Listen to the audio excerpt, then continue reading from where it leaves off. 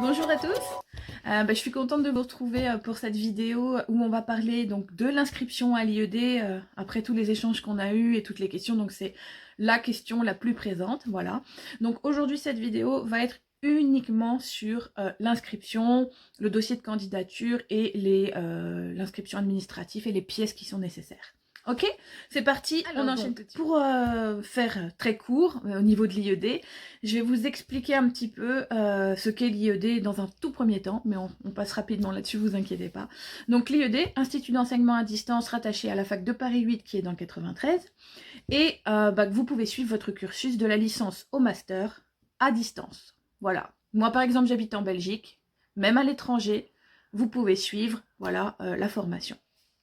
On est parti maintenant pour la chronologie de l'inscription. Pour moi, ça a commencé le 15 juin 2019, où voilà, les inscriptions étaient ouvertes pour la L1. Donc, je me suis dit, allez, c'est parti, on y va. Je me suis connectée le premier jour, à la première heure d'ouverture des inscriptions. Alors, pourquoi j'ai fait ça parce qu'on m'avait clairement dit que si je n'arrivais pas à m'inscrire le premier jour, mon dossier serait sur liste d'attente et que si j'avais la chance qu'éventuellement une place se libère, je serai sélectionnée pour travailler dans l'IED, enfin suivre le cursus dans l'IED, voilà, tout simplement. Mais pas sûr du tout. Donc voilà, je suis arrivée, je me suis connectée, j'ai commencé à remplir mon dossier. Donc quand vous rentrez, vous avez le dossier de candidature où on va vous demander un petit peu différentes choses dans votre vie. Donc premièrement, forcément, le dernier diplôme que vous avez obtenu, en général c'est le bac, voilà. Donc, ancien établissement avec les infos de votre bac, votre CNI, donc votre carte nationale d'identité, la copie, donc bien sûr, de votre dernier diplôme, le relevé de notes, ce qui va avec, hein, et on va vous demander votre CV. Alors, pourquoi on vous demande votre CV? C'est parce que, voilà, les personnes qui suivent ces formations peuvent être des personnes qui ne sont pas forcément des étudiants de 15 ans ou de 19 ans qui sortent de l'école, voilà, et peuvent, voilà, vouloir ajouter leur formation professionnelle avec ça. Donc par rapport à ça, vous avez une inscription justement qui fait valoir les équivalences, mais cette inscription, attention, ça va toujours se faire avant les inscriptions officielles, je veux dire de quelqu'un qui veut rentrer sans équivalence. Voilà.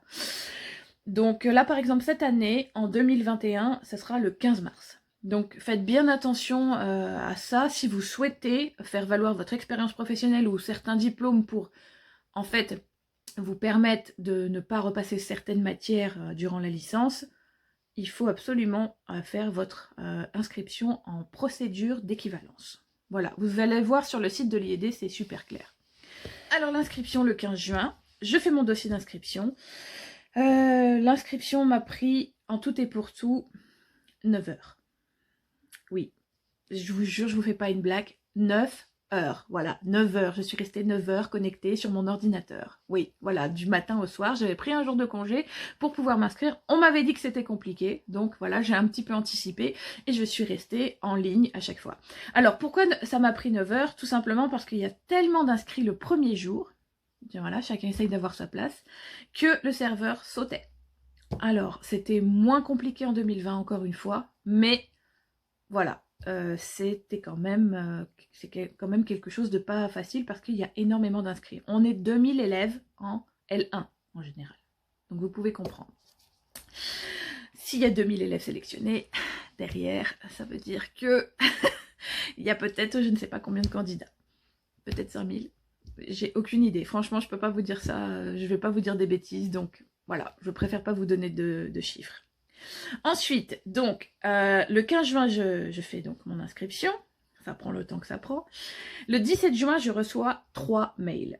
Donc, 3 mails. Le premier qui, en fait, me dit, voilà, que la candidature, enfin, que le dossier de candidature a été réceptionné. Deuxième mail, que le dossier a été transmis. Troisième mail, accusé de réception du dossier de candidature. Donc voilà, ça reste très formel. Pour l'instant, je ne suis toujours pas inscrite à l'IED. On est d'accord. Le 20 juin, je reçois 2 mails à nouveau. Comme quoi mon dossier est bien complet, donc c'est-à-dire que j'ai donné les pièces qu'il fallait, et que mon dossier sortait de liste d'attente. Alors je me suis inscrite le premier jour, ça a mis 9 heures, donc je me suis inscrite vers, je pense, 18 heures le soir, quelque chose comme ça. J'ai réussi en tout cas à valider la totalité de mon dossier à 18 heures. Et j'étais quand même sur liste d'attente. Mais comme ça a été très rapide, à mon avis, j'étais déjà sur liste principale. Parce que quand je me suis inscrite, on me marquait directement liste principale. Donc c'est très important de vous inscrire le premier jour. Voilà. Ensuite, 26 juin, je reçois encore 2 mails. Et là, délivrance, avis favorable de l'IED. Il faut que je fasse une confirmation en me connectant en ligne avec des codes qui vous envoient et tout et tout. Donc voilà, je me connecte en ligne, je confirme et je peux passer enfin à mon inscription administrative. Donc l'inscription administrative, là on va vous demander un peu plus de choses parce que vous allez avoir à faire des inscriptions sur donc mes services étudiants, vous allez payer votre SVEC, donc c'est un peu la taxe de campus si vous voulez. Même si vous êtes étudiant à distance, vous devez payer cette taxe, sachez-le. Moi aussi j'étais quoi, mais non, et si, il faut quand même la payer. Donc le 28 juin, je reçois un petit mail qui me donne accès au serveur admin, donc pour pouvoir poursuivre en fait mon inscription en fait administrative, tout simplement, et pour pouvoir charger les pièces, donc la preuve comme quoi j'ai payé la SVEC. Il y avait quoi encore? Donc l'attestation donc Campus France, l'attestation que l'IED m'a envoyée en me disant que l'avis était favorable et donc il vous envoie une attestation en fait d'admission à l'IED, voilà, tout simplement. Tant que vous n'avez pas eu cette attestation d'admission, vous n'êtes pas inscrit. Dites-vous bien ça. C'est très important, voilà, de ne pas vous égarer dans la procédure d'inscription parce que c'est un petit peu chronophage, mais une fois que voilà, vous avez cette attestation, vous êtes tranquille. Ensuite, donc bien évidemment, il faut quand même bien charger toutes vos pièces parce que tant que vous n'avez pas fait vos pièces et votre paiement, votre inscription, voilà, c'est votre place, mais elle n'est pas confirmée. Et si vous ne le faites pas avant un certain délai, il est possible que votre place soit annulée et donc donnée à quelqu'un. Voilà. Alors, après donc avoir fait mon inscription, donc le 5 juillet en fait, moi je me suis connectée, bon voilà, j'ai attendu un petit peu, mais vous avez quand même un bon délai, hein. Mais j'ai attendu un petit peu et j'ai payé la SVEC, donc je me suis inscrite sur mes services étudiants. J'ai fait le paiement du premier tiers, parce qu'au niveau du paiement, vous pouvez payer maximum en 3 fois. Voilà. Soit vous payez tout d'un coup, soit vous payez en 3 fois. Les tarifs, je ne vais pas vous expliquer, c'est super clair sur le site de l'IED, donc voilà, ça vous savez. Mais paiement en 3 fois possible, et en fait, par exemple, si je paye le 8 juillet, moi c'est ce que j'ai fait, après, le paiement sera le 8 de chaque mois, voilà, sur les 2 autres tiers que vous aurez à payer, tout simplement. Le 10 juillet, je reçois la réception de mon numéro d'étudiant pour scanner en fait tous les justificatifs. Donc en fait, le numéro d'étudiant c'est déjà ouf, mon dossier est créé. Et voilà, je scanne toutes les pièces justificatives. Je reçois l'accusé de réception comme quoi j'ai bien scanné toutes mes pièces, que mon dossier est OK. Finalement, ça ne sera, donc le dernier c'était le 10 juillet, on est OK, que le 11 octobre, que je recevrai la réception des codes de la plateforme pour accéder aux cours. Donc ça c'était en 2019 encore une fois. Les dates peuvent changer, surtout l'année dernière, il y a eu pas mal vraiment de changements. Donc je suis en attente de quelques témoignages de L1 qui se sont inscrits en 2020 et bien sûr je vous ferai un petit retour par rapport à ça. Et voilà, tout simplement. C'était un peu, vous voyez, les conditions d'inscription à l'IED et surtout les étapes différentes qu'il faut bien analyser et attendre parce qu'il ne faut pas manquer à un moment donné de confirmer quelque chose ou de remplir, mettre vos pièces parce que sinon votre place après, vous vous êtes battu pour l'avoir et c'est foutu. Alors je vous refais un petit topo au niveau du dossier de candidature. Donc le tout premier qu'on remplit au tout début, donc formation professionnelle, en gros votre CV, établissement, donc ancien établissement et les informations qu'il y a sur votre bac, donc votre numéro INE et tout ça. La CNI, donc la CNI, voilà, vous savez ce que c'est la carte nationale. Copie diplôme, voilà, ça reste logique. Le CV, le relevé de notes et si vous êtes passé par équivalence, la copie d'attestation d'équivalence. Voilà. Ensuite, inscription administrative. Donc pour l'inscription administrative, je regarde en bas parce que j'ai une petite ardoise, hein, sinon c'est la folie de se souvenir de tout ça. Inscription administrative, donc vous devez remettre votre CNI. Une photo récente également. Donc la CNI ou le passeport, ça passe. Hein, voilà. L'attestation de la SVEC. L'attestation d'admission à l'IED.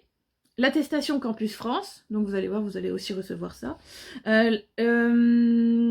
Vous avez également donc votre diplôme à recharger. Donc normalement, ce que vous avez chargé au premier, à la première inscription au dossier de candidature, ça reste. Donc vous avez juste à complémenter les quelque chose qui manque.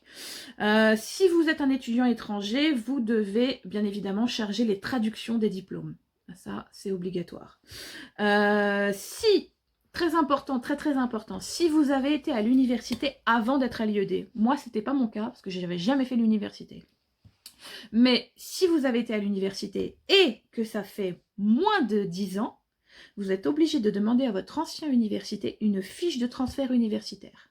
Et ils vous la demanderont au niveau de l'inscription administrative. Donc l'inscription administrative, c'est tout à la fin, une fois que vous êtes sûr d'avoir votre place, ok ?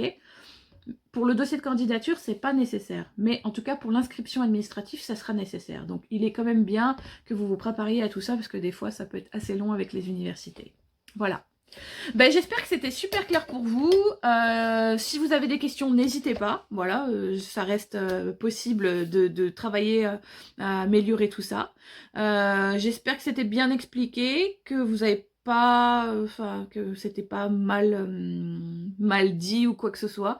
Si vous avez des doutes, en tout cas, n'hésitez pas à m'envoyer un petit message, de me poser des questions. Je vous réponds en général plutôt en soirée parce que la journée, moi aussi je travaille sur mon programme à l'IED, voilà. Et donc on se dit à très vite. Je ferai d'autres vidéos pour les différentes questions que vous m'avez posées qui sont hors sujet de l'inscription. Bonne journée, au revoir!